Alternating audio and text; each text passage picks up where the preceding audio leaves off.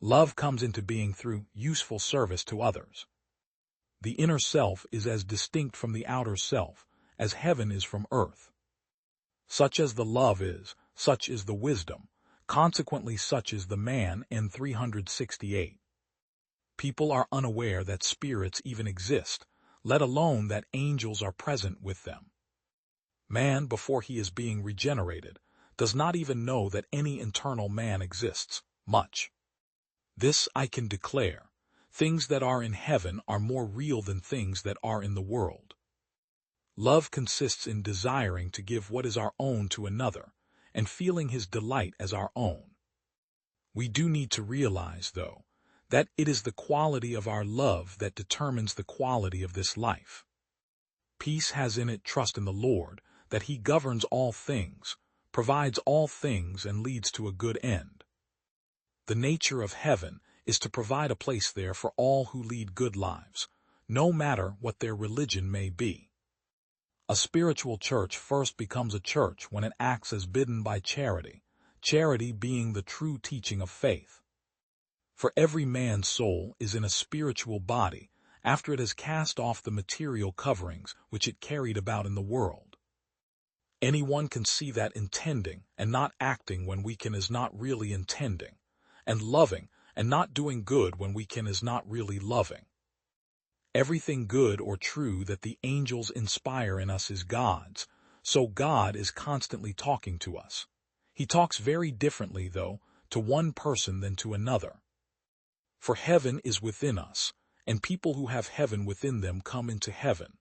The heaven within us is our acknowledgement of the divine and our being led by the divine.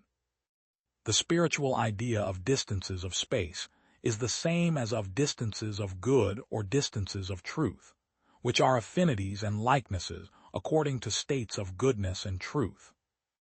All the ancient churches were churches representative of spiritual things. The rites, and also the statutes, according to which their worship was established, consisted of pure correspondence. In the spiritual body, moreover, man appears such as he is with respect to love and faith.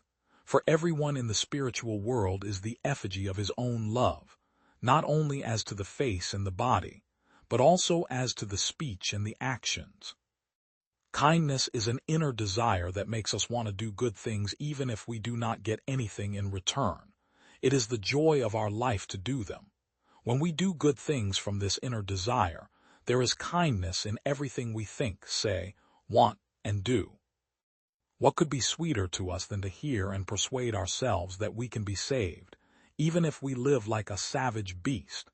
Even non-Christians see that this is false, and many of them shudder at Christian teachings when they observe how Christians live. Others work among the spirits that have just arrived in the world of spirits. Again, others raise the children who have died in infancy. Swedenborg ensures the parents of these infants that all children, whether born within or outside of the church, are adopted by the Lord and become angels. It is amazing but true that it is easy for any of us to rebuke someone else who is intending to do something evil and say, "Don't do that, that's a sin." And yet it is difficult for us to say the same thing to ourselves. The reason is that saying it to ourselves requires a movement of the will, but saying it to someone else requires only a low level of thought based on things we have heard. People who have intended and loved what is evil in the world intend and love what is evil in the other life, and then they no longer allow themselves to be led away from it. This is why people who are absorbed in evil are connected to hell and actually are there in spirit. And after death, they crave above all to be where their evil is. So after death, it is we, not the Lord, who cast ourselves into hell. Man, when he is reborn, passes through the ages as he who is born, and the preceding state is always as an egg in respect to the subsequent one.